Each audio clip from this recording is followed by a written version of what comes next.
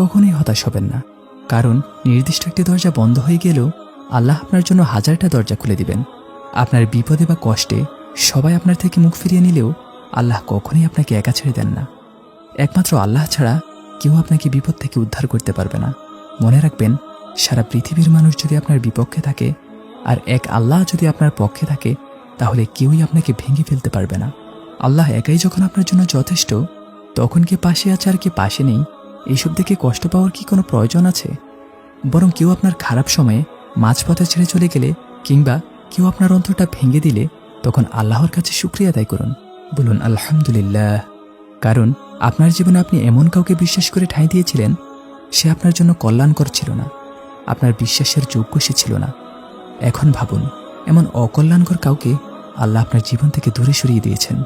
কারোর চলে যাওয়া কখনোই আপনার জীবনকে থামিয়ে দিতে পারে না, এমনকি আপনি হতাশও হতে পারেন না।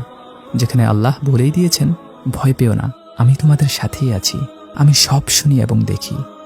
যে আল্লাহকে পেল তার তো হারাবার আর কিছুই নেই, কিন্তু যে আল্লাহকে হারালো সে তো সব কিছুই হারালো। একমাত্র আল্লাহর উপর ভরসা করে এগিয়ে চলুন, তখন দেখবেন জীবনের প্রতিটি ক্ষেত্রে তিনি আপনাকে সাহায্য করবেন, যা আপনি কল্পনাও করতে পারবেন না। তাই হতাশ হবেন না, এমনকি ভেঙেও পড়বেন না, কারণ আল্লাহ কোনো উদাসীন অন্তরেরটাকে সাড়া দেন না।